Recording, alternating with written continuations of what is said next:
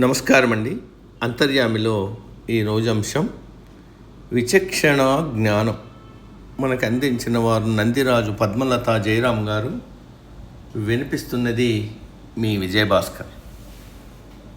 మనిషికి మేధస్సును ప్రసాదించిన భగవంతుడు విచక్షణ అనే ప్రత్యేకమైన లక్షణాన్ని కూడా ఇచ్చాడు.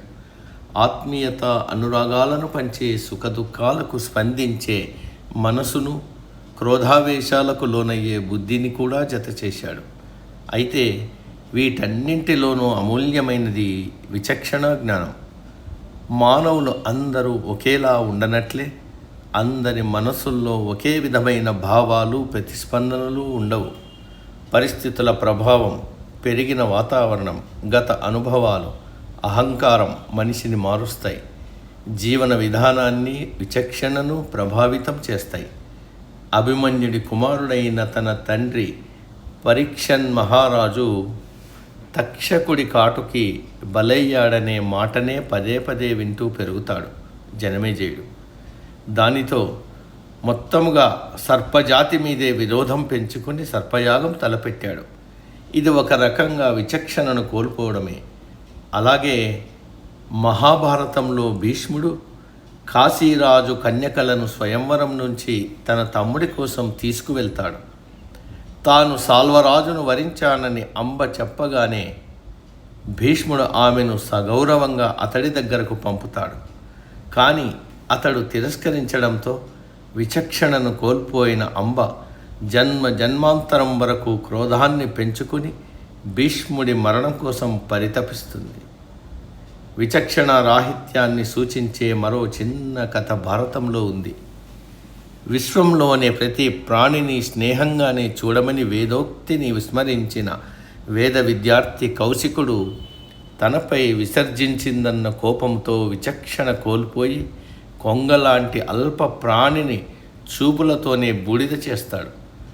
తన తపశ్శక్తికి తానే మురిసిపోయి భిక్ష వేయడంలో ఆలస్యం చేసిన ఒక గృహిణిని అహంకారంతో శపించబోతాడు. గృహిణి ఆదేశం మేరకు మాంస విక్రేత ధర్మవ్యాధుని దగ్గర జ్ఞానాన్ని పొందడానికి వెళ్ళిన కౌశికుడు తన ప్రవర్తనకు పశ్చాత్తాపం చెందుతాడు. ఈ కథ కేవలం విద్య ఒక్కటే విచక్షణ ఇవ్వదు అని చెప్తుంది.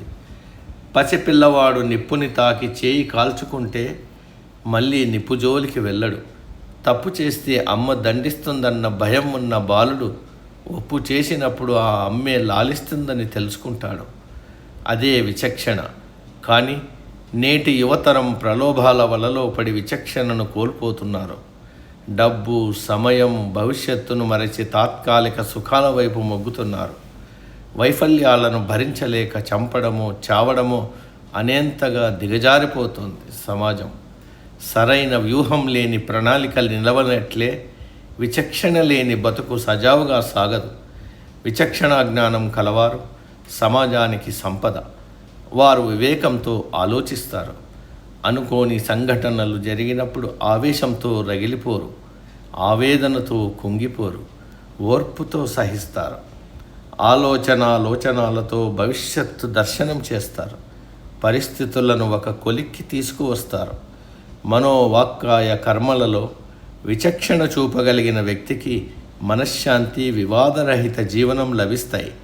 ఐతిహ్యాలు, పురాణ గాథలు, నీతి కథలు, శతక పద్యాలు, సుభాషితాలు ఇలాంటి వివేకవంతమైన జనవాళిని సృష్టిస్తాయి. సమాప్తం.